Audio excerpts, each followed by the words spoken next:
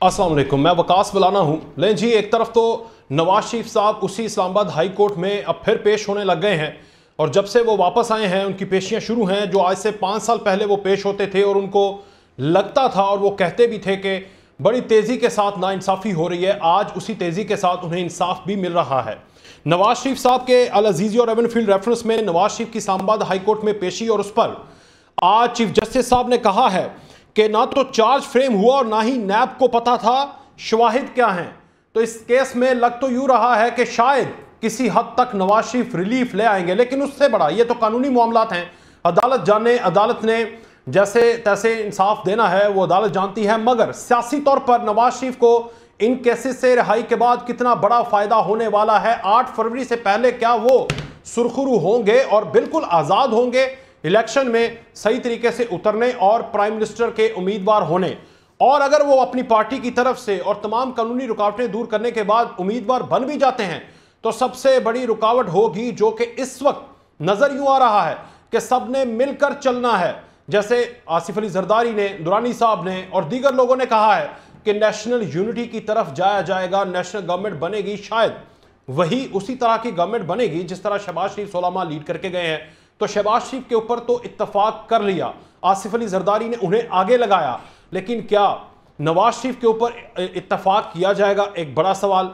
फिर ऑपोजिशन सारे सिनेरियो के अंदर कौन सी जमात होगी? लेवल प्लेइंग फील्ड का गिला कौन कौन करता रहेगा? और ये सिर्फ इलेक्शन के अंदर लेवल प्लेइंग फील्ड का गिला होगा और उसके बाद सबको सबकी पोजीशन के मुताबिक जगह मिल जाएगी? तहरीक इंसाफ को कहां पर रखा जाएगा, एक सवाल है। फिर उसके बाद हुकूमत की जो परफॉर्मेंस 16 माह की है वो अगर मंजन इलेक्शन के अंदर बेचा जाएगा, वो लग नहीं रहा कि उस मंजन को, यानी आप 2013 से 2017 का मंजन तो बिक सकता है, 2022 से 2023 का तो बिक नहीं सकता। अगर यही नेशनल गवर्नमेंट बनानी है तो फिर हमें तो ऐसा ही लगेगा कि 2022 से 2023 तक जो हुकूमत रही है वही अगर चेहरे आएंगे तो उस परफॉर्मेंस की बुनियाद के ऊपर अवाम कितनी बड़ी तादाद में इनको वोट देगी। क्योंकि नवाज शरीफ ने थोड़ा सा टिल्ट किया है। पहले वो लंदन के अंदर थे, सख्त बयानिया था, बयानिया बनाया जा रहा था, वोट को इज्जत दो, इस तरह का बयानिया दोबारा बनाने की कोशिश की। यहां से शहबाज शरीफ साहब गए, उन्हें जाके मनाया, उन्हें बताया कि नहीं भाईजान ऐसा ना करें, आप अपनी परफॉर्मेंस और आगे फ्यूचर के मुस्तकबिल के लिए मैशत को ठीक करने के बयानिए के ऊपर आए। वो पाकिस्तान में आए, उन्होंने 21 अक्टूबर को जलसा किया और बड़ी अच्छी बातें की, लेकिन उसके बाद 2 दिन पहले उन्होंने सियालकोट के अंदर वही फिर जजेस के ऊपर इल्ज़ाम गर्दाना और उन्होंने कहा कि क्या ज़रूरत थी मेरी हुकूमत को गिराने की। तो नवाज शरीफ को भी लग रहा है कि 2013 से 2017 तक शायद कोई सुने ना, 2022 से 2023 हम सुना नहीं सकते, तो हमारे पास यही है कि मुझे क्यों निकाला, क्या इसी बयानिए के साथ आगे जाया जाएगा? और 8 फरवरी के इलेक्शन के ऊपर अनसर्टेनिटी इतनी क्यों है, बेयकीनी की फजा क्यों है? क्या ये इलेक्शन उसी दिन होंगे? निगरान हुकूमत तो कह रही है कि बर वक्त और साफ शफाफ इलेक्शन करवाए जाएंगे, मगर बहुत सारे हल्के ये कह रहे हैं कि अभी शायद माहौल उस तरह से साजगार या तैयार नहीं है कि 8 फरवरी को इलेक्शन हो। बहरहाल ये डेट तो तयन है कि आगे जाएंगे और ये अनसर्टेनिटी किस तरह से ख़त्म होगी। हमारे साथ बात करने के लिए सलमान मुजाहिद बलोच साहब MQM, अखवंजा शिटान साहब पाकिस्तान पीपल्स पार्टी और जमाल शाह काकर साहब नून लीग से मौजूद हैं। जमाल शाह साहब आपसे आगाज़ करेंगे। सरजी मुबारक हो। 5 साल पहले इसी इस्लामाबाद हाई कोर्ट में टसवे बहाए होते थे, परेशानियां होती थी, गिले शिकवे होते थे। आज मुस्कुराते चेहरे, मुस्कुराती बाहें लेकर नवाज शरीफ साहब जा रहे हैं। 8 फरवरी से पहले सुरखरू हो जाएंगे कानूनी तौर पर, फिर आगे बात करते हैं। बहुत मेहरबानी वकार साहब, बहुत अच्छा आपने आगाज कर दिया। हम भी कहते चले आ रहे कि जो नवाज शरीफ और मुस्लिम लीग नून और नवाज शरीफ के पूरे खानदान और मुस्लिम लीग नून की पूरी क़यादत के साथ जो नाकर्दा गुनाहों की सजा दी गई थी, जो ठीक ठाक मुल्क चल रहा था, 2018 तक महंगाई भी कंट्रोल थी, डॉलर भी कंट्रोल था, डेवलपमेंट भी हो रही थी, सीपेक भी काम हो रहा था, हर तरफ खुशहाली खुशहाली थी। तो फिर क्या वजह थी कि नाकर्दा गुनाह की सजा में उस हुकूमत को खत्म किया गया? असल में सजा तो इनको भी मिली, लेकिन 22 करोड़ आवाम को सजा मिली। 22 करोड़ आवाम आज जिस अजाब की, जिस महंगाई की चक्की में पिस रहे हैं, आप लोग अंदाजा नहीं कर सकते हो। तो आपने एक शख्स को सजा देने के लिए पूरी कौम को सजा दी। आज अगर एक कोई शख्स ऐसी को सजा कुव्वत दी है या अदालती अदालत, निजाम ने, या इस पूरे निजाम ने, और उसके बाद उसके भाई ने पूरे मुल्क को सजा दी 16 माह की हुकूमत करके, वो ना करते तो आज ये महंगाई का उस पे रोना मैं ना रोते। उस पे मैं आ रहा हूँ, उस पे मैं आ रहा हूँ। अच्छा, तो आ जाए आ आज जाए। अगर कोई अदालती निजाम या कुछ लोग अब उसी नाकर्दा गुनाहों को सारे मामले ठीक कर रहा है, ये कोई रिलीफ नहीं मिल रहा है। जो इनके साथ नाजायज हुआ था वो नाजायज को ठीक कर रहा है। अगर वो ठीक हो रहा है तो खुशी का मौका है, अच्छा है कि वो ठीक हो जाए। एक, जहां तक आप शहबाज शरीफ साहब की 16 महीने की हुकूमत की बात कर रहे हैं, देखो उस सिलेक्टेड हुकूमत ने 4 साल में पाकिस्तान को उस डगर पे ले गया था कि पूरा दुनिया में और पाकिस्तान ये बातें गर्दिश कर रही थी कि पाकिस्तान डिपार्ट करेगा, पाकिस्तान श्रीलंका बनेगा। तो फिर कायद मोहतरम नवाज शरीफ साहब ने, शहबाज शरीफ साहब ने मिल के फैसला किया है कि पहले मुल्क को बचाएंगे, बाद में सियासत करेंगे। ठीक है। तो फिर उन्होंने ये सारे उठाया, ये सारी बदनामी अपने सर उठाया, एक मखलूत हुकूमत बनाई जिसमें पीपल्स पार्टी भी थे, पीडीएम की पार्टियां थी, लीड नवाज शहबाज शरीफ साहब कर रहे थे। उनका जितना नजला था उस हुकूमत का वो तो मुस्लिम लीग नून पे गिरा, लेकिन ये उस हुकूमत ज्यादती में आपके सब साथ। शामिल थे। उस हुकूमत में सब शामिल थे और वो उस हुकूमत ने ये काम तो किया कि पाकिस्तान को बचाया। ठीक। अब आगे जो जिस वक्त मुल्क जिस अजाब में मुब्तला है, जिस दलदल में मुब्तला है अवाम, तो इस वक्त आपने जो पहले कहा था मैं उसके हक में बिल्कुल नहीं हूँ। इंशाल्लाह अवाम वाज़ेह मैंडेट मुस्लिम लीग नून को देगा, और जब एक मजबूत हुकूमत आएगी तो फिर इस मुल्क को इस यानी हालात आप ये से वो कहना चाह निकाल रहे हैं कि सकेंगे। 172 तो पूरा कर लेंगे, हमें इनकी जरूरत नहीं है, ना एमक्यूएम की ना पीपल्स पार्टी की। चले एमक्यूएम को तो आपने नहीं नहीं, साथ मिला लिया, जरूरत लेकिन जरूरत नहीं नहीं है नहीं नहीं आपको। नहीं नहीं नहीं नहीं इस नहीं तरह नहीं, ही मैं ये मजबूत नहीं कह आएगी। रहा हूँ। मैं अगर उसी कहता तरह हूँ की हुकूमत आनी है तो हम नहीं यही उम्मीद करेंगे जो 16 माह में आपने किया वही होगा, नहीं एक दूसरे के ऊपर इल्जामात होंगे। नहीं नहीं दैट्स नहीं इट। नहीं नहीं नहीं नहीं नहीं, मैं ये नहीं कह रहा हूँ। मैं कह रहा हूँ कि मुल्क को इस दलदल से निकालने के लिए किसी एक पार्टी का काम नहीं है, तमाम स्टेक तो होल्डर वो ने, तो आपने तमाम तजर्बा करके इदारों ने देख लिया ना, मिलकर। कोई नई चीज बताए नहीं ना, नहीं वो तो नहीं नहीं, तजर्बा मैं कुछ 16 माह और में कह हो रहा गया। हूँ। मुझे आप मुझे तो सुने, मैं कुछ और सुनाए कह रहा हूँ जी, सुनाए कि सुनाए। सब ने मिल के अपना अपना हिस्सा डालना है, फिर मुल्क को इस दलदल से निकालेंगे। जहां तो तक मैं भी हुकूमत की बात है वो जी। तो मैं आपसे मुतफिक हूँ। ये कोई इस तरह मिक्स अचार नहीं होगा। अवाम एक वाज़ेह मैंडेट मुस्लिम लीग नून को देगा, लेकिन हर पार्टी उसमें अपना रोल प्ले कर सकता है। अपोजिशन का भी प्लेयर होगा, रोल होगा, चले, बाकी ठीक पार्टियों है। का भी होगा, अदालतों का भी होगा, इदारों का भी होगा, लेकिन हुकूमत वाज़ेह बड़ी मजबूत हुकूमत होनी चाहिए। कमजोर हुकूमत से काम नहीं चलेगा। और ये तो अवाम को कहे ना, ये अवाम ही आपको अगर मजबूत हुकूमत 172 नहीं, का, आपने कहा कि उस तरह हुकूमत, मैं कहता हूँ इंशाल्लाह जब यानी से अगर मेरा आप नवाज शरीफ साहब 172 सीटें ले भी पाकिस्तान गए आए। फिर भी आप सबको साथ मिलाकर लेकर चलेंगे, ये आप कहना चाह रहे हैं। अब मैं आपको समझ गया हूँ। तो अपोजिशन का भी एक रोल होता है चले, हुकूमत, और कामयाब हुकूमत के पीछे कामयाब अपोजिशन भी होता है। ऑपोजिशन है कौन, किसको रखेंगे? ये चटान साहब आप बताइएगा जो सर। रह गए वो अपोजिशन में होंगे, जो ठीक रह है, गए वो अपोजिशन में होंगे। ठीक है, अपोजिशन जो का रह गए खान जी। साहब ने तो ये गलती की, खान चल, साहब ने तो ये गलती की कि वो 130 अरकान थे असेंबली में, लेकिन उन्होंने इस्तीफा दिया। अगर वो अपोजिशन का रोल अदा करते तो आज ये दिन वो न देखते। मैं देखूंगा ना, अगर अपोजिशन का रोल 130 के करीब आपको मिली तो आप हुकूमत नहीं बनाएंगे, ये तो हम देखेंगे 8 फरवरी के बाद। लेकिन चटान साहब आपकी तरफ, चटान साहब आपको तो खुश होना चाहिए यार। ये देखें ना, आप किस तरह कहते हैं लाडला बन गया है, 21 अक्टूबर को किस तरह आया, उसके साथ शानो शौकत के साथ उसको किस तरह रिसीव किया पूरे निज़ाम ने। आपको नहीं नजर आ रहा कि वही बंदा जो लाडला है, लाडले तो नहीं अदालतों में जाते ना, वो अदालत के अंदर पेश है, अदालत उसे कह रही है कि ना ही चार्ज फ्रेम हुआ, ना ही नैब को पता था, शवाहिद क्या हैं। लग ऐसा रहा है कि आप सिर्फ और सिर्फ हसद कर रहे हैं नवाज शरीफ की इस मकबूलियत से उनके वापस आने के ऊपर, वरना तो वो ड्यू प्रोसेस के आगे सरेंडर करके बैठे हुए हैं जनाब। बिल्कुल जी, बिस्मिल्लाहिर्रहमानिर्रहीम। इस चीज़ पे तो मुस्लिम लीग भी खुद एहतजाज कर रहे हैं और कह रहे हैं कि हमें लेवल प्लेइंग फील्ड नहीं मिल रहा है। अगर मिलता तो नवाज शरीफ साहब को, मियां जावेद साहब का, कल मैं सुन रहा था इनका प्रेस कॉन्फ्रेंस, कि अगर लेवल प्लेइंग फील्ड मिलता तो हमें रेड कारपेट बिछाते, हमें अदालतों में पेश नहीं करते, बगैर अदालत को हमें बरी कर देते। और लाहाज़ल कियास वो ये कहना चाहता था कि इलेक्शन की जरूरत तो है ही नहीं। नवाज शरीफ साहब जैसी एयरपोर्ट से आ जाते, उसको वज़ीर आज़म हाउस ले जाते और उनको कुर्सी पे बिठाते वज़ीर आज़म के, तो फिर हम मान लेते कि हमें कोई लेवल प्लेइंग फील्ड मिल रही है या हमें कोई सपोर्ट मिल रही है। ये जो हमें मिल रहा है ये तो कोई सपोर्ट ही नहीं है, ये तो कोई लेवल प्लेइंग फील्ड ही नहीं है। मैं इस चीज़ के कायल नहीं हूँ वकास बेलाना साहब कि अगर कोई मजबूत हुकूमत नहीं बना तो वो कुछ नहीं कर सकेगा। आपको याद होगा 2008 से 2013 तक जो हमारा हुकूमत था इसमें सिंपल अक्सरियत भी नहीं था, सिंपल अक्सरियत हमारे पास नहीं था।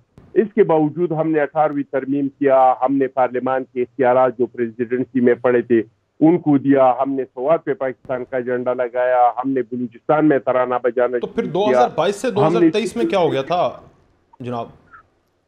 मैं इससे भी आ रहा हूँ। हाँ जी।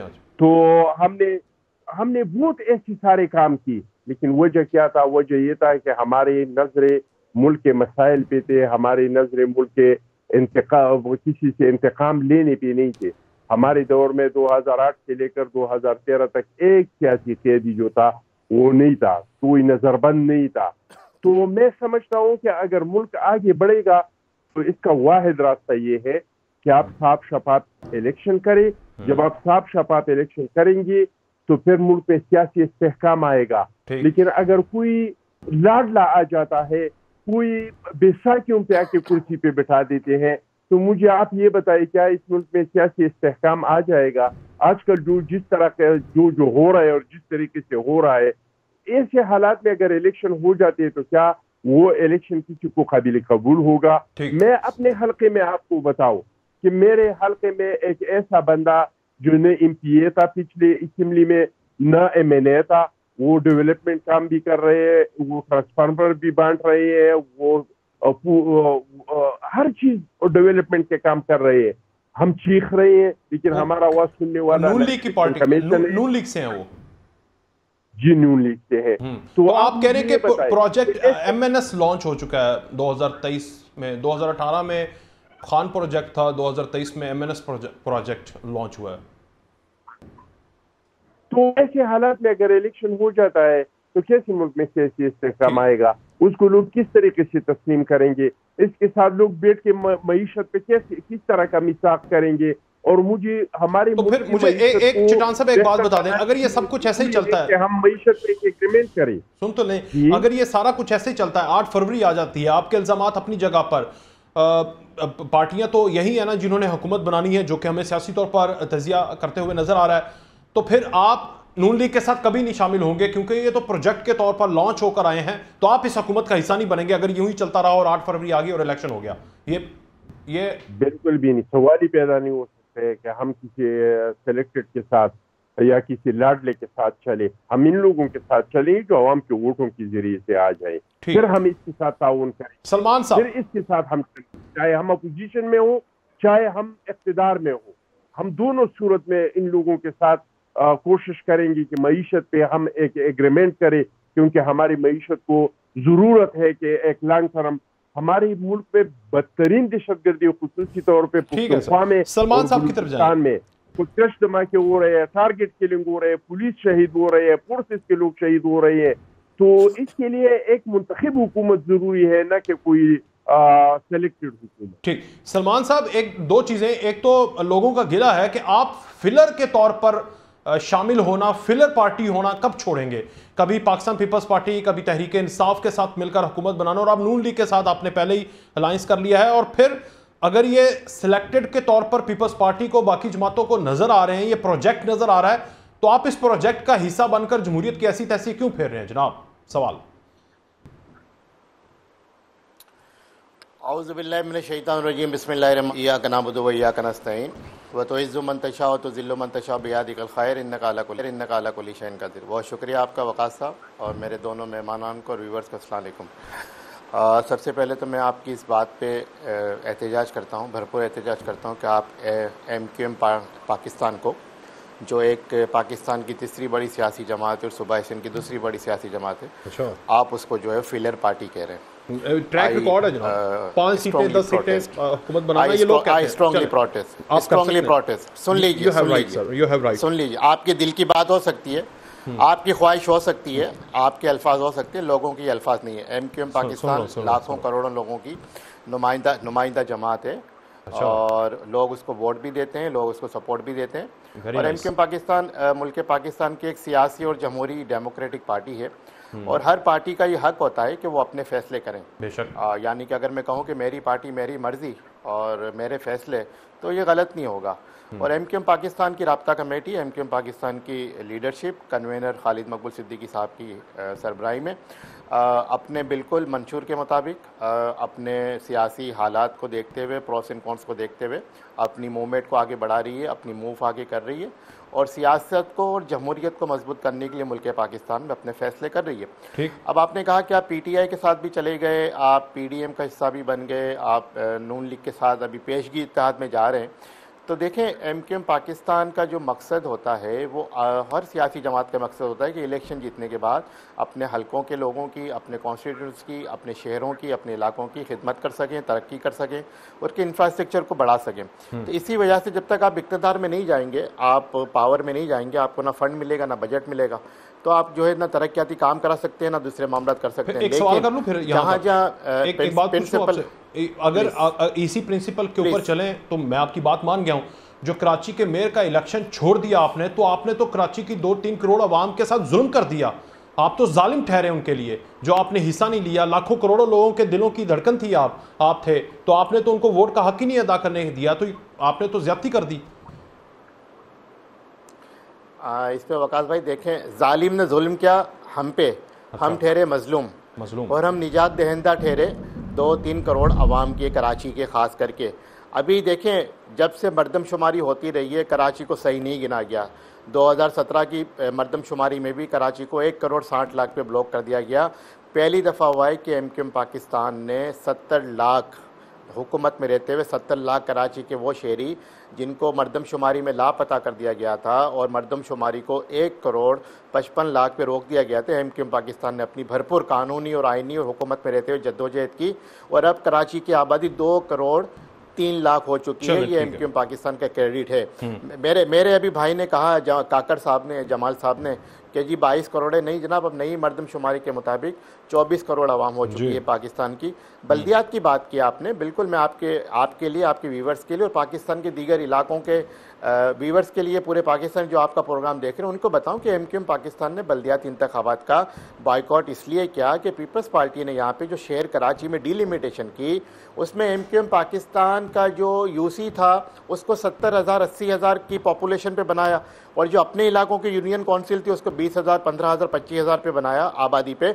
इस पे एमक्यूएम पाकिस्तान ने एतराज किया। हम हाई कोर्ट गए, सुप्रीम कोर्ट गए। सर, वो बातें तो आपने लाख दफा बता दी है। हमने कहा मुझे एक बात, ये जुमला एक जुमला ले एक जुमला ले ले, उसके बाद फिर आपका हक है, आपका भी हक है सर। देखिए, प्री पोल धांधली की गई, जेरी मैंडरिंग की गई, लोकल गवर्नमेंट 2013 के एक्ट में जो है वो तरामीम नहीं की गई, अवाम को जो इख्तियारात मुंतकिल नहीं किए गए। इसके बाद हमने कहा कि कराची की और इसको देखते हुए देखें पहले होनी चाहिए। पीपल्स पार्टी ने आपके साथ जुल्म किए तो आपको मसीहा नजर आया इमरान खान, आप उसके साथ चले गए।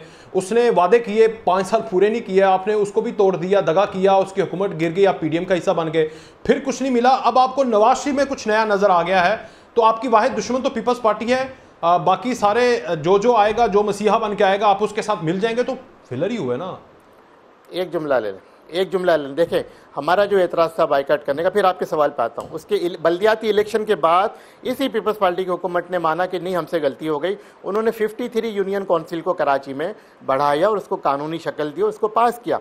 अब मैं आ जाता हूँ आपके सवाल पे कि जी मसीहा, देखिए मसीहा तो कोई भी नहीं है। एमक्यूएम पाकिस्तान की अपनी एक पॉलिसी, अपना एक मंशूर है, अपनी एक सियासत है। हम ये देखते हैं कि लाजमी बात है, जो वफाक में जो पार्टी, अब एमक्यूएम पाकिस्तान छोटी पार्टी है, वफाक की हुकूमत नहीं बना सकती।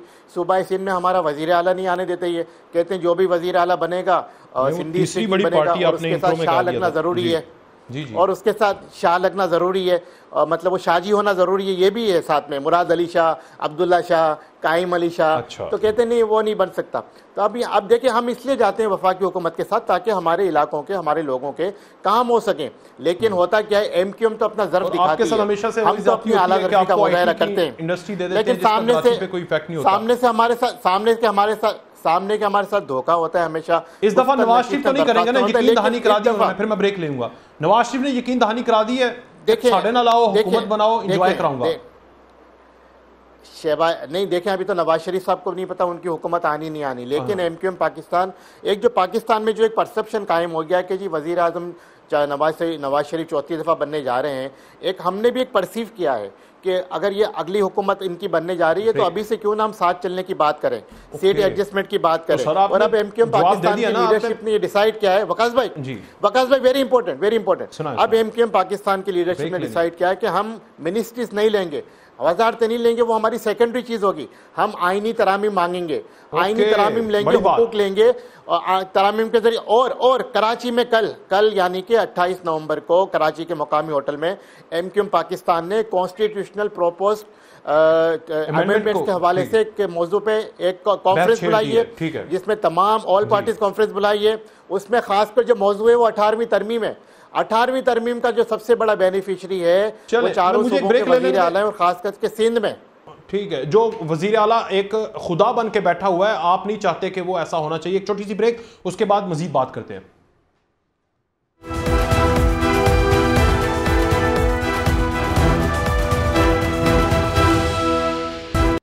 एक बार फिर से खुशामदीद। अच्छा जमाल शाह साहब, आज ना क्योंकि माहौल बड़ा सीरियस है पाकिस्तान का, तो मैं बड़ा सीरियस होकर टीवी देख रहा था, तो इसहाक डार साहब आ गए, वो तकरीर कर रहे थे, तो एक बात ऐसी उन्होंने की कि मैं हंस के मेरे पेट में दर्द शुरू हो गई जी। आज डॉलर की कदर में कमी डार की पॉलिसी की वजह से है। इसहाक डार सर जी, मजाक तो ना करें ना डार साहब हमारे साथ या पूरे मुल्क के साथ। डॉलर की कमी उन्होंने की है जी 16 माह में। वकास साहब की कुर्बानी, ये मुझे इस बात पे थोड़ा अफसोस हो रहा है कि पीपल्स पार्टी हमारा कोलिशन में गिर रहा है। अभी जब चट्टान साहब बात कर रहा था कि सेलेक्टेड 3 महीने पहले अभी से सेलेक्टेड कहना उन्होंने शुरू कर दिया, अभी तक इलेक्शन नहीं हुए, अभी तक आवाम को नहीं मिला है, तो मुझे इनकी परेशानी तो थोड़ा बहुत समझ आ रहा है कि परेशान क्यों है। क्योंकि हर पार्टी को अपना हर पार्टी को अपना परफॉर्मेंस को देखना चाहिए। इस वक्त मुस्लिम लीग नून तो सबसे बड़ी पार्टी है, लेकिन मियां नवाज शरीफ साहब का जो लेवल है और कद है वो बहुत बड़ा है। अच्छा, अब सिंध को आप ले ले, बिलावल जरदारी उनके आगे क्या है? नहीं, मैं मेरी बात सुनो। सिंध में इनको परेशानी पड़ी है, क्योंकि सिंध में भी अब लोग इस बात पे मजबूर हो गए कि 15, 20, 25 साल से पीपल्स पार्टी है, लेकिन सिंध की हालत अभी तक बदली नहीं है और बहुत खतरनाक माहौल है वहाँ पे। अच्छा। तो वहाँ पे भी लोगों ने देखना शुरू कर दिया दूसरी पार्टियों की तरफ। मुस्लिम लीग नून है, वहाँ पे मुख्तलिफ पार्टियां हैं, तो इनकी परेशानी तो समझ आ रहा है, लेकिन ये अल्फाज कहना मुनासिब नहीं है जैसे चट्टान साहब कह रहे हैं कि सिलेक्टेड। उन्होंने कहा कि हम किसी सिलेक्टेड के साथ नहीं होंगे। मैंने तो उनसे पूछा कि उनका लीडर ही जी, इनको अभी से ख्वाब आना कैसे शुरू हुआ? क्योंकि कौम तो कौम उनको नजर आ रहा है जनाब, कौम का मिजाज चल गया। कौम जब से मियां साहब आए पाकिस्तान, इंशाल्लाह तमाम स्टेक होल्डर से, तमाम जितनी जमहूरी पार्टियां उनसे इंशाल्लाह वो बात भी करेंगे, कुछ से किया कुछ से करेंगे। हम ये चाहते हैं कि इस वक्त पाकिस्तान में जो इस वक्त माहौल है, इस माहौल से मुल्क को कैसे निकाले। तो मियां साहब की क़ियादत में इंशाल्लाह सबको मिला के इस का कोई हल निकालेंगे, लेकिन पहले से 2-3 महीने पहले। लेकिन इसके ऑपोजिट कर दें जरा जमाल शाह साहब, इसके ऑपोजिट कर दें। अगर जरदारी साहब या बिलावल साहब की क़ियादत में सबको मिलाकर काम कर लें तो ये आपको पसंद नहीं आएगा? जब इकट्ठे मिलना है तो इस दफा बारी उन्हें दे देना, उनकी बारी थी। क्यों पसंद है? देखो क्यों पसंद आएगा, इसी जरदारी साहब ने, इसी बिलावल साहब ने तो मियां साहब के छोटे भाई शहबाज शरीफ साहब को भी लीड दी थी कि आप प्राइम मिनिस्टर बने। मियां नवाज शरीफ को आप पाकिस्तान से मियां नवाज शरीफ के दौर के मंसूबे निकाले, बाकी कुछ पीछे रह जाता नहीं है। क्योंकि अवाम जिसको मैंडेट दे दे, हमने अवाम की तरफ देखना है, और अवाम का मिजाज सबको नजर आ रहा है, इनको भी नजर आ रहा है, हमें भी नजर आ रहा है। अब बलूचिस्तान में मियां साहब जब आए, आपको यकीन नहीं है कि पूरा बलूचिस्तान के जितने भी यहाँ पे स्टेक होल्डर है, जितने को सारी बाप पार्टी जो कि पाप पार्टी थी आपके लिए, जो रातों रात बनी थी, आपकी हुकूमत गिराई थी, जिसने आपके साथ गद्दारी की थी, जमहूरियत की पीठ में छुरा घोंपा था, उसको आपने अपने साथ मिला लिया, सफाया कर दिया बलूचिस्तान में। अब आप वहां पर हुकूमत बनाएंगे उन्हीं के साथ जिन्होंने जमहूरियत के साथ डिरेल किया था 2018 में जनाब। नहीं जी, आप इस तरह भी कह सकते हैं, लेकिन आप इस तरह भी कह सकते हो बा पार्टी अपनी जगह कायम है। बा पार्टी में जितने भी अच्छे अच्छे लोग थे वो सारे जब मियां नवाज शरीफ को देखा कि वो आ रहा है और उन्होंने ये सोचा कि अब मियां नवाज शरीफ साहब के अलावा इस मुल्क को, इस सिस्टम को कोई नहीं चला सके, तो एमक्यूएम ने सब भी यही वापस सोचा। आके अपने वापस अपने वो एमक्यूएम भी तो अवाम की मैंडेट वहां लेकर आती है शुरू से। आपको भी पता है, मुझे पता है, उनका अपने पॉलिसियों में आजाद है, इंतखाबी क्या चिटान तो साहब, या हुकूमत क्या तो वो कर सकते हैं। हर पार्टी, पीपल्स पार्टी हमारे साथ नहीं किया अभी पिछली हुकूमत में, नहीं जी, पीपल्स पार्टी वालों मिनिस्ट्रियां लेके इंजॉय करके सब कुछ करके अब हसद करते हो, वक्त से पहले सिलेक्टेड कहते हो। ना करो यार, तजर्बाकार हो, ऐसे ना करो, दिल ना तोड़ो। देखिए जो नून लीग वालों का वो एक बंदे ने गाय का बिछड़ा जो है वो चोरी किया था, तो दो बंदे बात करते थे तो वो कहते थे भाई आप लोग क्या बिछड़ा बिछड़ा करते हैं। अच्छा, मैंने मुस्लिम लीग नून का तो नाम ही नहीं लिया था, आपको याद होगा, लेकिन इन लोगों की दिल में चोर है। मैंने क्या मुस्लिम लीग का नाम लिया था? मैंने तो कहा था कि कोई भी सिलेक्टेड आएगा या ये सही है, ये तो मैंने भी नोट नहीं किया। नहीं, सही कह रहे हैं आपने, तो सिलेक्टेड बोला था तो आप कह रहे हैं कि वो अपने पे ले गए। आप रिपीट सुन ले, एक सेकंड, मैं रिक्वेस्ट करता हूँ जी, साहब आप मेरा भाई, तो मैंने आपने सिलेक्टेड बोला था तो वो आप कह रहे हैं कि इनके दिल में चोर है, चोर की दाढ़ी में तिनका। दूसरी बात ये है कि ये जो कह रहे हैं कि बाप में जो अच्छे अच्छे लोग हैं, जब नवाज शरीफ साहब आ गए तो वो अच्छे अच्छे लोग जो है वो आ गए, तो इन अच्छे अच्छे लोगों में से सेनेट के इलेक्शन में गिलानी साहब को 4 लोगों ने वोट दिया था, सिर्फ 4 लोगों ने। तो वो अच्छे अच्छे 4 लोगों से वोट देने से हमको पीडीएम से निकाल दिया, हमें शोकाज नोटिस दे दिया हमारे चेयरमैन को, और हम और एनपी वाले निकल गए। और इन दिनों के मरियम नवाज साहिबा के इनके तमाम जो फोकल पर्सन है जो बात मीडिया पे करते हैं, आप इनकी क्लिप्स निकाले कि वो बाप पार्टी के बारे में क्या कहते थे। सही है, ये जो अच्छे अच्छे लोग कह रहे हैं कि अच्छे अच्छे लोग आ रहे हैं, इन अच्छे लोगों में कुछ लोगों ने हमारे साथ वादा किया था कि हम आप लोगों के साथ शामिल हो रहे हैं। फिर इन अच्छे लोगों ने जरदारी साहब को लेटर लिखा कि चूंकि हमने आपके साथ वादा किया था। वो तो आपके बारे में बड़ा कुछ कहते थे, फिर आप उनके साथ वजीर खारजा बने रहे हैं 16 माह, तो ये तो चलता है ना, जमहूरियत का हिस्सा है। वो आपको तो उन्होंने घसीटना था, जिसकी कैबिनेट में बैठ गए, जिसके बाप को घसीटना था उसने लाहौर की सड़कों में। वेलाना साहब, हमको तो किसी ने मजबूर नहीं किया था कि आप लोग जाके मुस्लिम लीग नून के साथ बैठ जाए, न मुस्लिम लीग नून को किसी ने मजबूर किया था कि आप लोग जाके, हमको तो मुल्क के हालात ने मजबूर किया था और एक दूसरे के साथ आ गए। लेकिन वही लोग तो खत लिखते हैं जरदारी साहब को कि जरदारी साहब हमने आपके साथ वादा किया था, लेकिन अब हम क्या करें, हम पे ऊपर से प्रेशर है, हम पे दबाव है कि आप लोग जाके और किंग पार्टी को ज्वाइन कर ले। तो हमारा तो गिला शिकवा यही है कि आप इस तरह क्यों कर रहे हैं? आपने तो हमारे साथ मिसाक़ जमहूरियत किया था। नहीं तो कर क्या रहे हैं वो, कर क्या रहे हैं, कौन मैनेज कर रहा है इस वक्त सारे? नहीं बताए ना, नाम लिया करें। अच्छा, सलमान साहब का नारा लगाया। सलमान साहब, ठीक है सलमान साहब, इस दफा क्या डिफरेंट है नवाज शरीफ में जो एमक्यूएम उनके साथ मिल गई, एक चीज, और दूसरा इस सारे में नेशनल यूनिटी गवर्नमेंट की पाकिस्तान एमक्यूएम भी हामी है कि भाई सारे मिलकर इस दफा ना पाकिस्तान को ऊपर ले आओ, लड़ाइयाँ खत्म करो, एक दूसरे को घसीटना, एक दूसरे के ऊपर इल्जामात, और इसमें पाकिस्तान तहरीक इंसाफ को भी जितने बचे हैं घसीट के ले आओ, चलो मिलाओ, हुकूमत बनाओ और पाकिस्तान को एक दफा ठीक कर दो। जनाब सलमान साहब।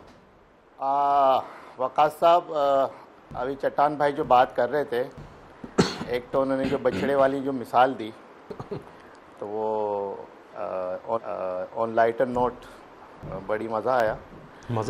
दूसरा उन्होंने एक वादे वाली बात की कि वादे से मुझे एक शेर याद आ गया कि वादा क्या है मेरे महबूब ने 5वें दिन का, वादा क्या है मेरे महबूब ने 5वें दिन का, वादा क्या है मेरे महबूब ने 5वें दिन का, क्या बात, किसी से सुन लिया होगा ये दुनिया 4 दिन की है, ना 5वां दिन आएगा ना वादा वफा होगा। तो मुझे इससे याद आ गया वो रातें मुझे याद आ गई। कौन सी?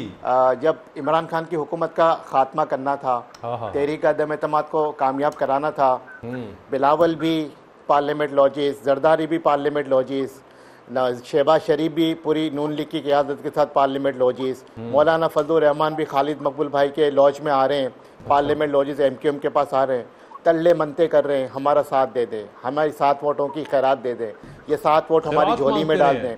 और तो 3.5 साल तक इमरान खान साहब वजीर आज़म रहे, वो कभी भी MQM के मरकज़ बहादुराबाद नहीं आए। लेकिन जब तहरीक अदम एतमाद आना का जब वो दंगल हो गया, बगल बज गया, तो वो 3.5 साल के बाद बहादुराबाद भी आ गए MQM को मनाने के लिए कि जी आप हमारे से ना जाएं। तो मुझे वो एक रात के बादशाह बन गए थे ना उस दिन, उस रात को, तो आप तो अपने आप को बादशाह फील कर रहे होंगे, द किंग मेकर। देखिए मैं यही कहता हूँ दलाना वकास भाई, मैं यही कहता हूँ कि MQM पाकिस्तान वो है जो दिलों में तो आती है लेकिन समझ में नहीं आती। तो MQM पाकिस्तान तो हमेशा से बादशाह कर रही है, डायलॉग भी उसी का बोल रहे हैं। अच्छा, और MQM पाकिस्तान ने जो है वो कई लोगों को यहाँ पे बादशाह बनाया। यही जरदारी साहब MQM के पास आए, MQM के और अब आपने अपना पत्ता जो है उस पे माफी मांगी।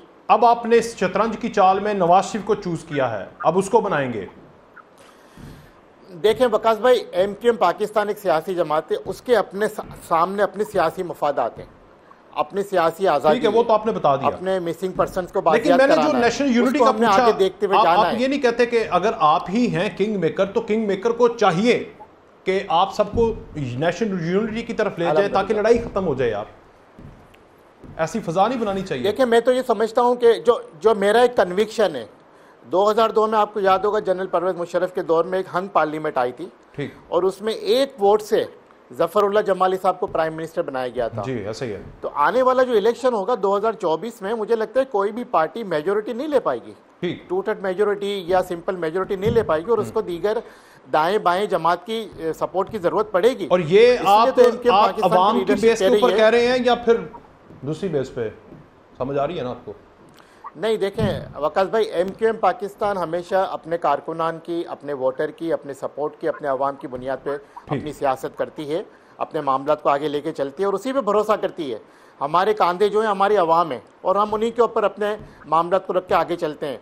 अब इसलिए तो हम कह रहे हैं कि नवाज शरीफ साहब भी हमें जब काबिल कबूल होंगे, जब वो हमारे साथ ये माहिदा कर लेंगे कि आने वाले हुकूमत अगर वो आते हैं तो वो कॉन्स्टिट्यूशन में वो अमेंडमेंट करेंगे जिससे डिवोल्यूशन ऑफ पावर हो जाएगा। ठीक है, वजीर आला हाउस से पावर जो है वो आर्टिकल 140 के तहत जो है वो लोकल गवर्नमेंट के जाएंगे। हमें गली मोहल्ले में इख्तियार चाहिए, हमें गली मोहल्ले में इख्तियार चाहिए, पानी का, बिजली का, सीवरेज का। मैं आपकी बात समझ गया, मुझे जरा ब्रेक की मजबूरी है। और दूसरा, सिलेक्टेड तो बोला नहीं है, तो सिलेक्टेड इस वक्त कौन है? और फिर जो इत्तेहाद है ये अगर यूं ही लेकर चलते हैं तो ये कितनी देर फिर बरकरार रहेगा? 5 साल निकाल जाएगा अगली जो हुकूमत आने वाली है ब्रेक के बाद।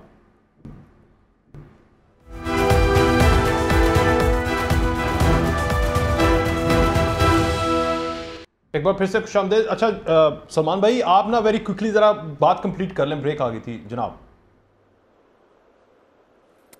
सर बस मैं ये कह रहा था कि जो डिवोल्यूशन ऑफ पावर जो आर्टिकल 140 जो मकामी हुकूमतों को जाना था, और जिस जो 18वीं तरमीम की जो रूह थी और 18वीं तरमीम का जो MQM पाकिस्तान ने जो 18वीं तरमीम में जो साथ दिया था वो आर्टिकल 140A की इंडेक्शन पे दिया था, लेकिन उसका उल्टा हो गया। और ख़ास करके सिंध में ये हुआ कि वज़ीर आला सिंध का जो हाउस है, जिसको अब CM हाउस कहते हैं, सारे पावर्स वहाँ ले लिए वज़ीर आला ने, एक्यूमुलेट कर लिए अपने पास, और लोकल गवर्नमेंट के नुमाइंदों को, मेयर को, चेयरमैन को खास करके। मुझे बताएं सलमान साहब, जब ये हो रहा था तो बिल्कुल पावरलेस कर दिया। शहबाज शरीफ साहब के सामने रोना नहीं रोते थे कि ये हो रहा है, हम आपका इत्तेहाद भी बरकरार करके बैठे हैं, ये वज़ीर ख़ारजा भी बैठा है सिंध में हमारे साथ ज़्यादतियाँ भी कर रहा है? क्या करते रहे आप तो, मैं शुरू में कहा कि आप तो जालिम निकले सिंध की आवाम के लिए, बिलखुसूस कराची की आवाम के लिए, अगर आपने कुछ किया नहीं, जिद्दोजहद नहीं की। नहीं जी, बीइंग इन द गवर्नमेंट हम मजलूम है, हम मजलूम है हर तरह से। और जालिम पीपल्स पार्टी है। आपको बताऊं कि जब माहिदा हो,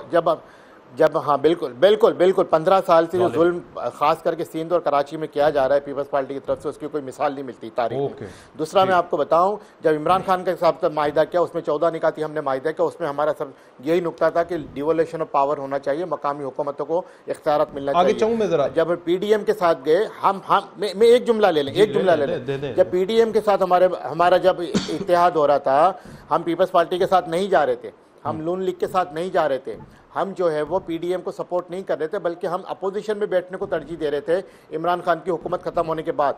लेकिन जरदारी साहब ने, बिलावल ने, नवाज शरीफ ने, शहबाज शरीफ ने, फजलुर रहमान ने, खालिद मक्सी ने, अताउल्लाह मेंगल ने, सब ने कहा कि नहीं जी हम गारंटर है, हम जो है जरदारी साहब से, बिलावल से आपके हाथ करवाएंगे। जी उन्होंने माहिदा किया, उस माहिदे में गारंटर पे दस्तखत किसके? शहबाज शरीफ जमानती, फजलुर रहमान जमानती, खालिद मक्सी जमानती, अताउल्लाह मेंगल जमानती, दीगर भी जमानती। लेकिन उस माहिदे पे कोई अमल नहीं हुआ, एक भी शीख पे पीपल्स पार्टी ने अमल नहीं किया। हमारे वक्त जरदारी साहब से भी मिली, शहबाज शरीफ साहब से भी मिली, फजलुर रहमान साहब से मिली, लेकिन 16 महीने की हुकूमत गुजर गई। और मैं आपको बताऊं, ये जो अगर एमक्यूएम अपने साथ एमएनएस की खैरात ना देती पीडीएम को, ना ही वजीर आजम शहबाज शरीफ होता, ना ही वजीर खारजा बिलावल होता। वाह, आपने तो भीख दे दी ना इन्हें। लेकिन जी जमाल शाह साहब, एक बात तो सीधी सी है कि एमक्यूएम वो है जो दिल में तो आती है मगर समझ में नहीं आती, शायद ऐसे ही उन्होंने कहा है।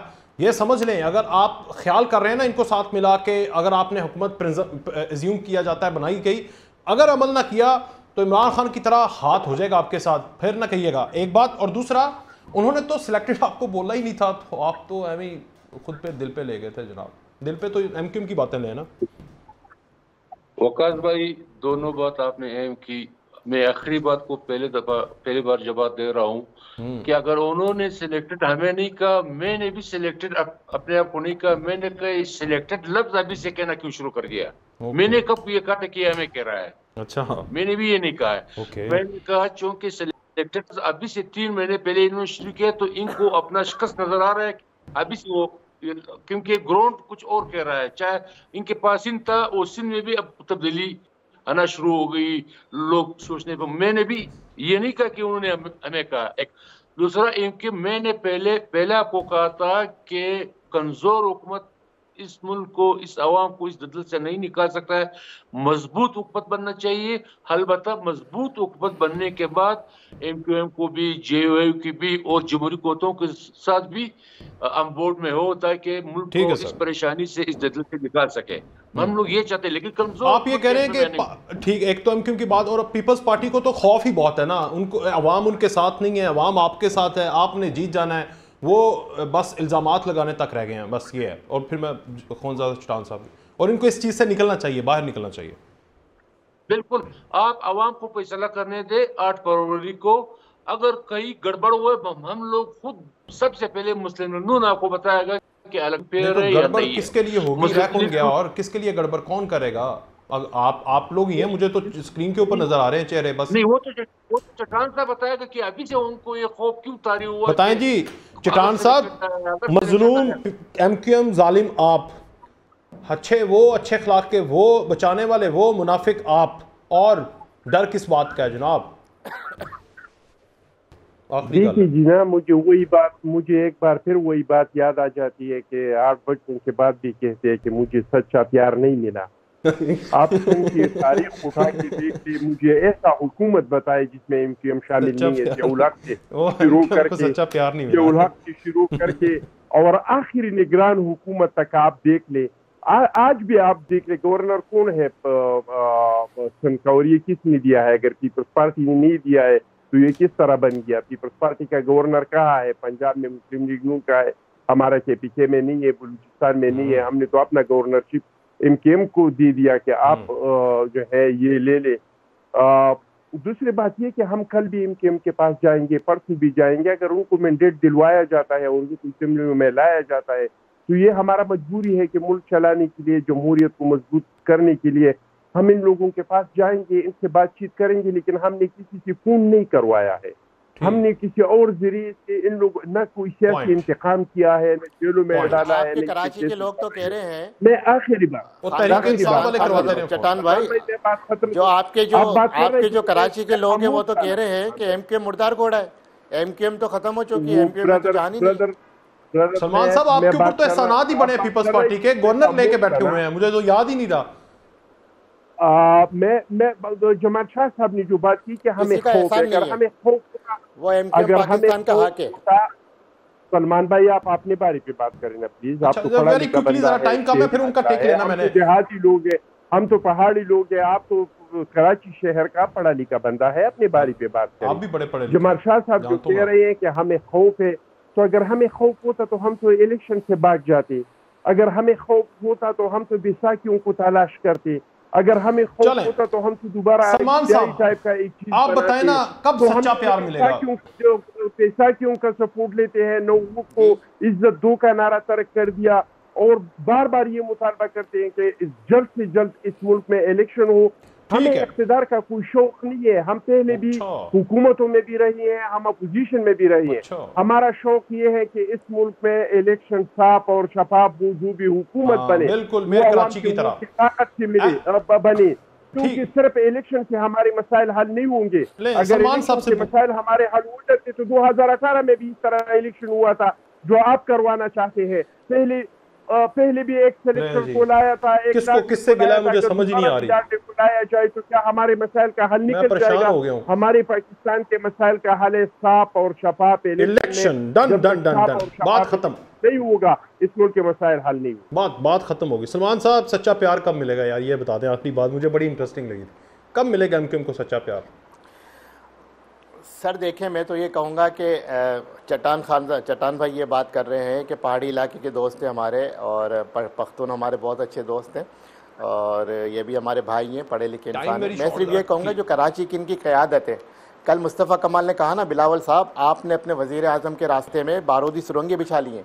जो कराची के जो लोग हैं, क़यादत है आपकी, वो एमक्यूएम को मुर्दा घोड़ा कह रही है, वो कह रही है एमक्यूएम में जान नहीं है। तो भाई, और ये भी बता दिया कि एमक्यूएम के बगैर कोई वज़ीर आज़म नहीं बन सकता। बहुत शुक्रिया सलमान भाई, आपका भी बहुत शुक्रिया। चट्टान साहब आपका भी बहुत शुक्रिया। जमाल साहब आपका भी बहुत शुक्रिया। बातें बहुत थी, टाइम खत्म हो गया। इजाज़त, अल्लाह हाफ़िज़।